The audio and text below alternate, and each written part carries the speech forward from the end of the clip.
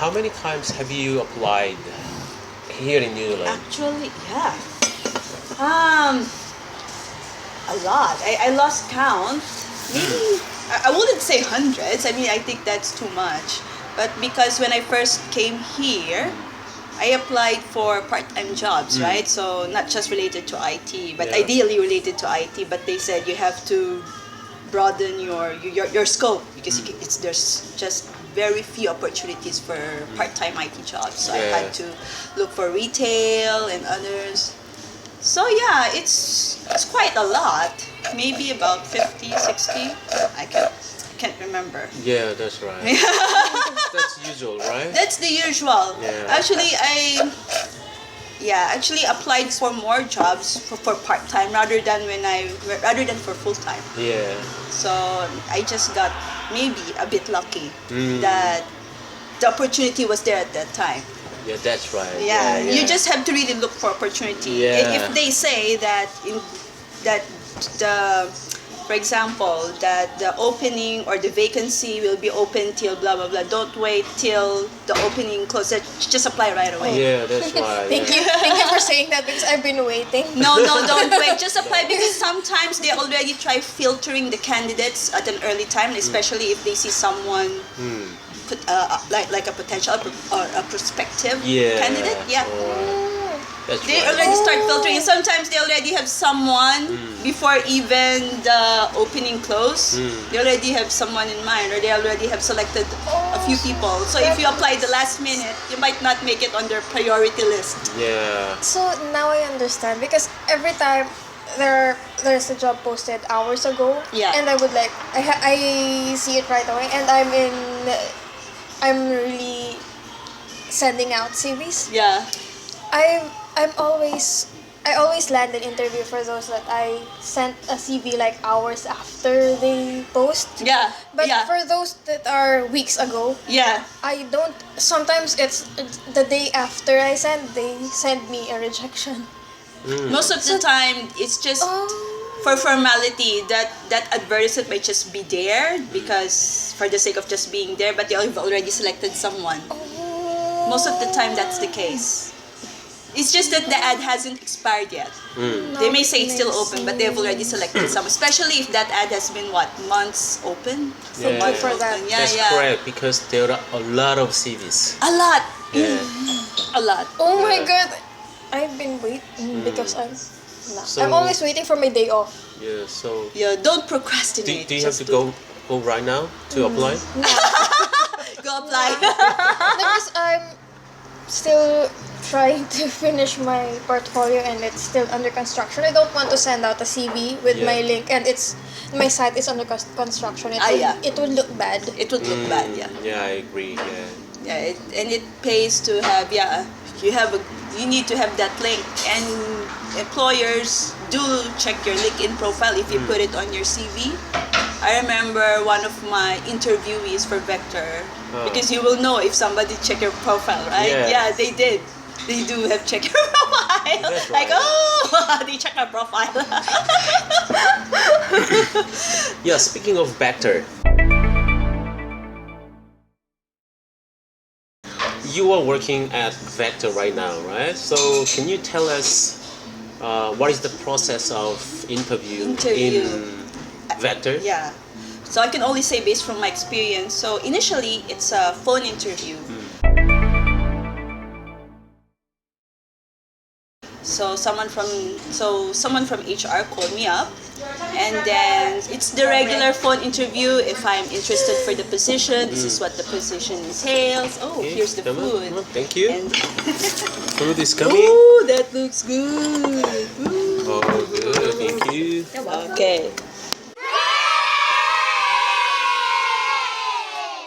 And then mostly that's the time wherein you negotiate. Actually, it's kind of different back home because here they will tell you straight up front the salary expectation. Really? From the first phone interview? Yeah. Oh, interesting. Like, well, what's the figure that you're looking into? Yeah. And then she told me that we're looking at this range, not the exact figure, but they gave me a range, and if you're comfortable with work with that salary. And then I told them, yeah, I mean, it's Vector, come on, who am I kidding? Yeah. So it was just a very short one. So they scheduled me for the actual initial interview.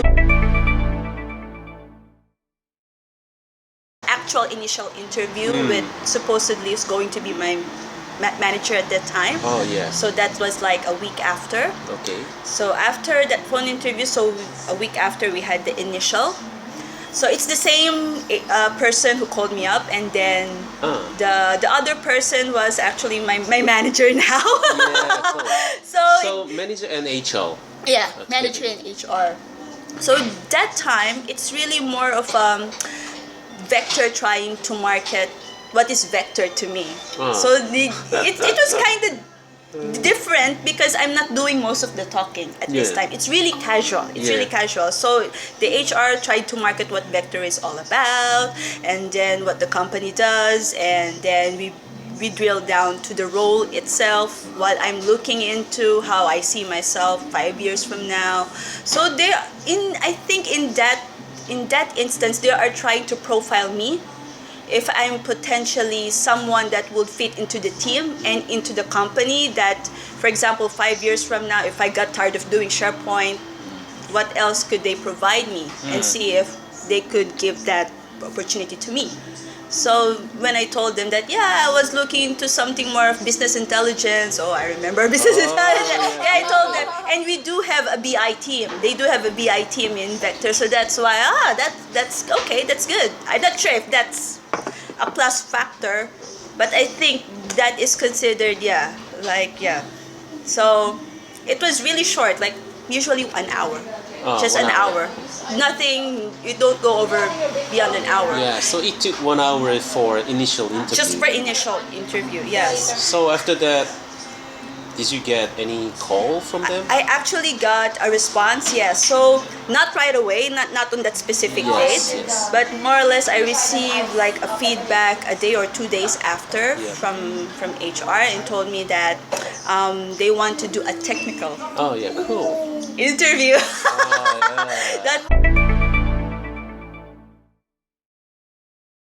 And it was a panel, so composed of three persons. So they gave me, so it's technical technical interviews, right? So they ask you technical questions, but this time they gave me a scenario wherein, for example, because this is related to SharePoint, like how will you go? You were given a requirement that the client wants to create a booking form in SharePoint. How will you go about this process? So it's up to me whether how will I present it to the panel. That's right. Well, which is a good thing because I was given 2 days in advance regarding that scenario. It wasn't on the spot. It wasn't on the spot. Really good. Yeah. They didn't give it to me right away, and then the HR just contacted me 2 days prior to my interview that this is the scenario. Then okay, then we'll wait. Then it's up to you if it's through PowerPoint presentation or whatnot. So actually you have enough experience about SharePoint, and also I think you were working on SharePoint at the time for another company, right? Yes. I was working for brand developers as a freelance. It was really beneficial, right, for the interview. Yes, it is, and it helped me a lot because. Actually, having references here in New Zealand helped because I had to provide 2 references. From New Zealand. Cool. Not from my previous company. Really so good. they were actually more particular here in New Zealand. So although I do told them that in case you can't reach them, I can provide you my references overseas, but they were more particular here. Yeah, that's right. So whoever your connections with here in New Zealand, it really matters. It's always Pranav. It's gonna be Yeah. And you need to have another one. Another my backup. manager. So part-time here is really important. It's for the people who are looking for a job full-time, right? And your reference is beneficial. It may not be related to for example, to what you're doing. Like for I also gave my reference when I work as a Microsoft brand ambassador. It's not related to SharePoint, but it's still a job. I mean, I still work part-time there. Yeah, so you prepared the second interview for 2 days. After that, what did you do for them? I was nervous. To show your presentation? Yeah, actually, I didn't. I realized I want it more like for example, like in a meeting, right? Like in a meeting, you don't. It's very seldom that you do PowerPoint presentation. Yeah. Not unless you are training. You're doing a training session. So I told them I'll just do it the way that I normally do in meetings. For example, I was given a task by the business, and I will present to them my solution. So I just. Thank you. Actually, I just used the whiteboard. I just wrote. Oh yeah, good. I just wrote and explained to them. Yeah. It doesn't have to be really fancy. They're not after that. They're more after the logic. Yeah, how you approach the problem. Yeah. So it's not really about, like in my case, they're not just looking after the technical. So it's they're also looking at my critical thinking. Yeah. Like for example, okay, you know how tech is. You know, we tend to be techies to the point that we exhaust all our solutions. We tend to, think of this is overcomplicate things. Yeah. But what I presented at that time was I always told them, and this is how I always deliver in every, not just SharePoint, but in every issue that I resolve. We have to keep it simple. Okay, before we customize anything, let's see what's our out-of-the-box solutions.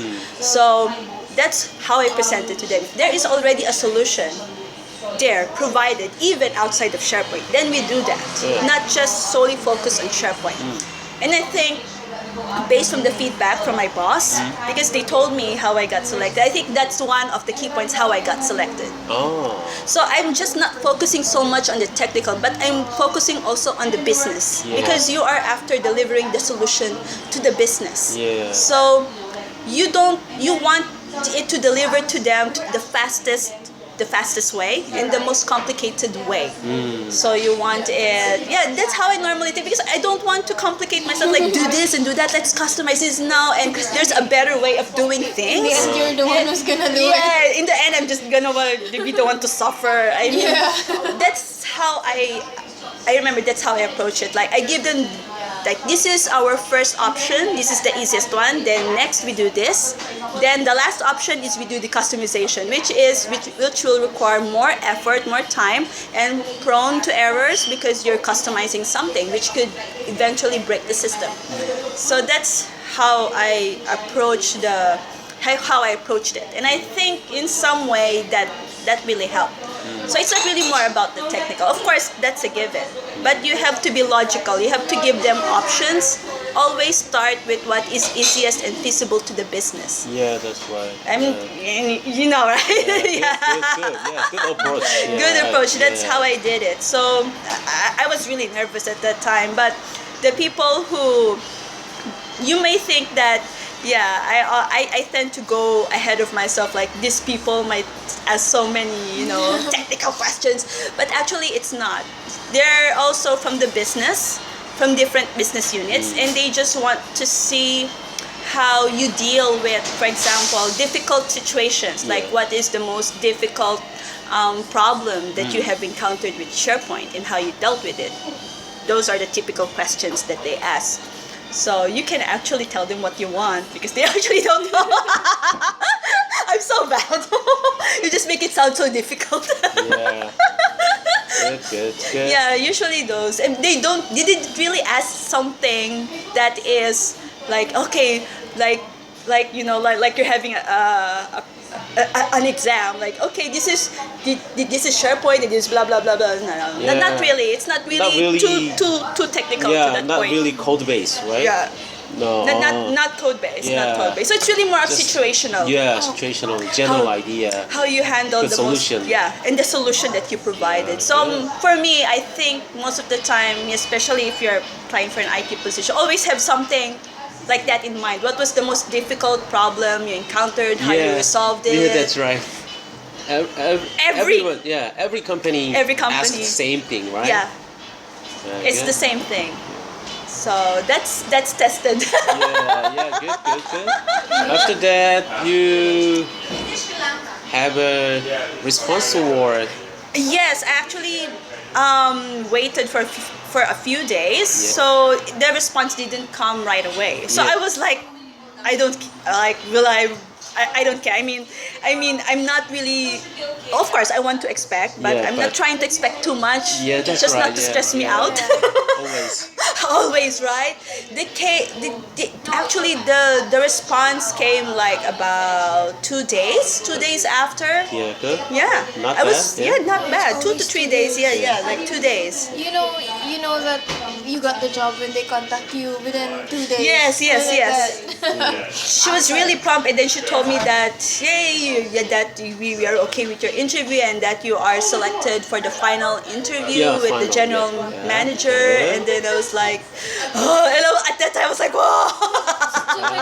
Oh my god, I passed. So I passed the technical interview because that was really the most, the most nervous. Actually the most difficult interview you always have. Yeah, it's really nervous at that time, but it's really more of formality's sake. That's what I was told. So what about final interview? The final, The final interview with my general manager, actually it didn't take an hour, more or less like 30 to 40 minutes only. But it's really more of the the typical questions like how you manage stress, what are your hobbies, and how do you do time management and stuff like that. Something boring. Yeah, simple Be yourself. Just be casual and don't be too formal. I think that's how I find the interviews generally most here in New Zealand. So you can just be blunt about it. Like, how are you when you're stressed at work? Will people know when you're stressed at work? Something like I told her I think they will have an idea because I'm a very expressive person. I mean, it was showing my face even though I don't say anything. And she's okay with that. So you just took the 40 minutes with him one-on-one or? Yeah, just after that, it was raining hard that day. Supposedly it's supposed to be done over coffee, but the weather wasn't just good. But then we ended it about 40 minutes and then that's it. And then she told me that just wait for further instructions from human resources. So at this time, I'm not sure whether I really fully made it or not. But it was a few days again. Like I think at least not 2 days, but a day after when I was contacted again by HR that they are that I have been selected and that they will offer me an employment, but the contract is still ongoing. Something like that. So of course I cannot say it's definite yet, and as long as the contract is not there. It took a while before the contract to be given to me, like about more than a week. It was more than a week, and I was like, oh, will they really give me the contract or not? The contract means the document. The document, the offer, job offer and the job offer, job description, something like that. Yeah, it's good. Anyway, you made it, right? You made it. I made it. I was like, what? And at that time, I was getting some. Getting some interviews from like other companies from Fujitsu, and I was like, because I still haven't heard from them. Like, where's the contract? I'm waiting. And then at that same day, she called me up and then told me that blah blah blah. Here is the final amount. Blah blah blah. Okay.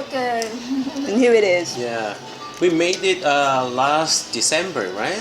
Everything is set up, right?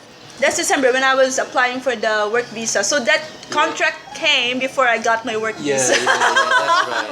That's right. Too bad. Too bad, because because they were actually asking when I can start as soon as possible, because that's right. if I had made it before January, I would have been eligible for the bonus scheme. Oh. So, but yeah, since I started January 21, yeah, I'm not eligible anymore. Too bad, but that's okay. It's okay. It's okay. Sad. It's so sad, but it's okay. I mean, right now it's not really about the money. I mean, I'm happy with what I'm earning, but I'm really glad about my manager, about having a really good manager, and especially he is Korean. oh no. No, he's Portuguese. But I have a Korean colleague whom I closely work with in a different department. Oh my God, he's gonna laugh when he hears this. I've gotta tell him, hey, people keep mistaking you as my boss. I thought he was. Yeah. He's actually a content. What do you call this? He's the content and knowledge and content manager or something like that. He's responsible for the content management. So not necessarily in IT, but yeah. So I just work closely with him because SharePoint is all about content management, document management. So Good, that's good. why. But yeah. So Yeah, good. Now you can have dinner. dinner. Let's have dinner. Yeah, good. Ooh. Oh, this is potatoes. This is good. Should have a picture of this with them. Yeah, take a picture. Let's take a picture.